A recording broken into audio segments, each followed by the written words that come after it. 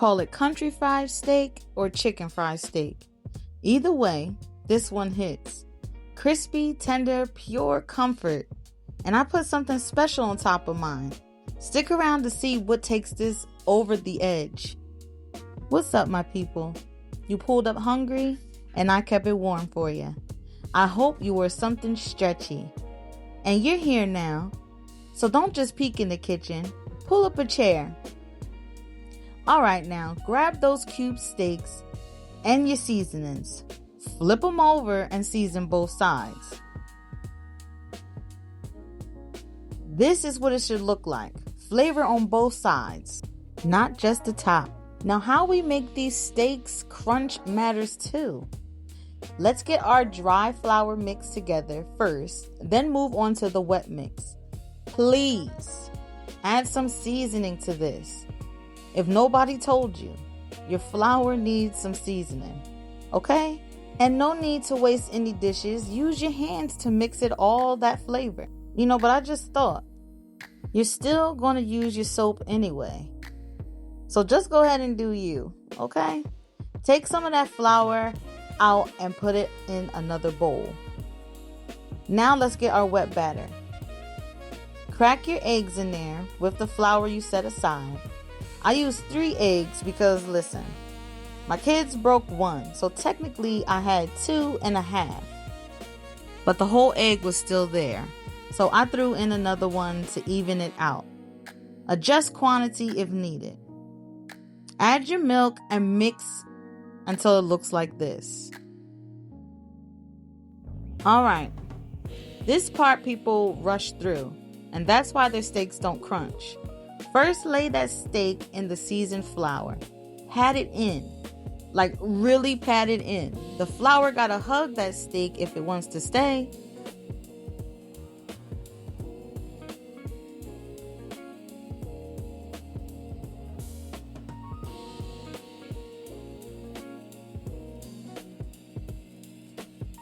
Now dip that same steak into the wet batter. Let the excess drip, because we don't want our dry batter getting too clumpy before we finish all the rest of the steaks, okay?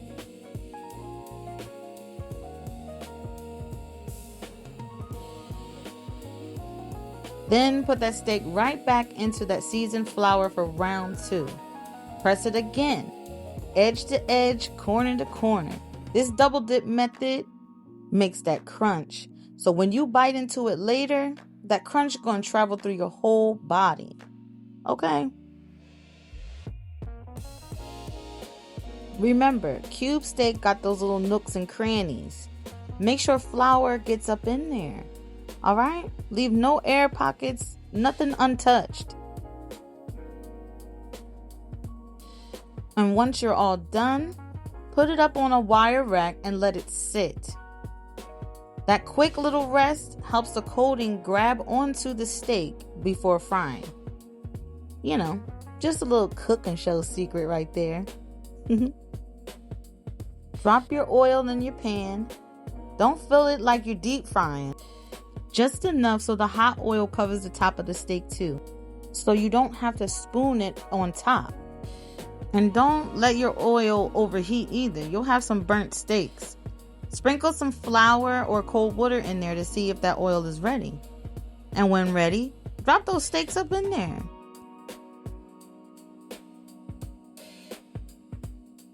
Now, even though we made sure both sides were covered, still flip them so they can cook evenly. You don't want the bottom burnt and the top golden and crispy. Trust me, I learned the hard way, okay? These steaks are switching sides on me though. You see that? I can't flip it without putting it on top of the other one. Now, while those steaks are finally staying in their place, let's get this buttery corn going. I have 4 cans, so do 2 with the corn liquid and then drain 2. However many you use, just do half of the liquid, okay? And you ask, but what if you only do 1 can? Drain half, okay? Then add your seasonings and garlic butter if you got it. Regular butter will do too. Okay? Mix it together and then let the stove do the rest. All right? Don't have your fire too high though. Medium heat. That'll do.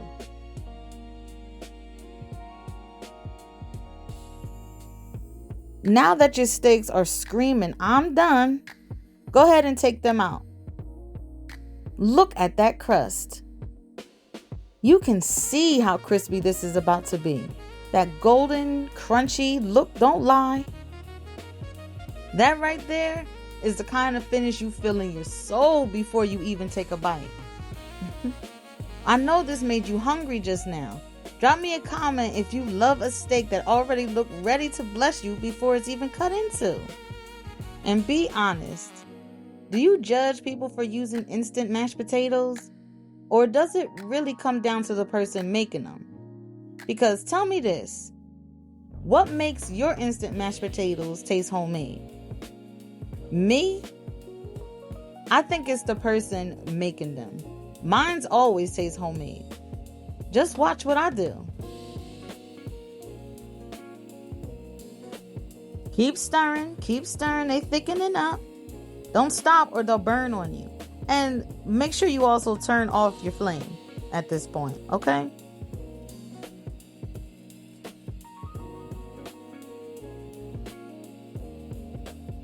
And there you go. Remember, as they sit, they also thicken up too, okay?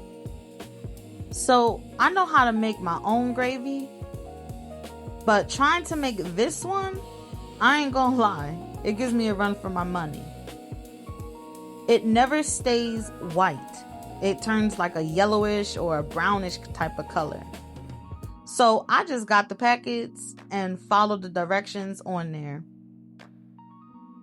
Did what they told me to do, and I also added my own seasonings to it. Everything is under the lineup.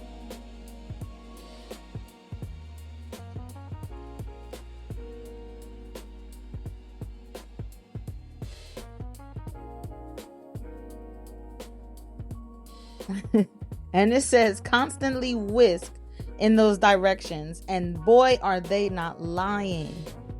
You literally have to constantly whisk until it starts to get thick, because it starts getting thick out of nowhere. Trust me.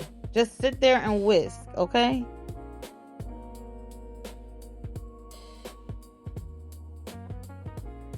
Now watch how that gravy lays down across that steak. Slow and heavy, just how we like it. Coating and sliding down right into all those crispy edges. That's when you know you did it right. Corn looking right, mashed potatoes fluffy, and that steak just sitting pretty under all that gravy.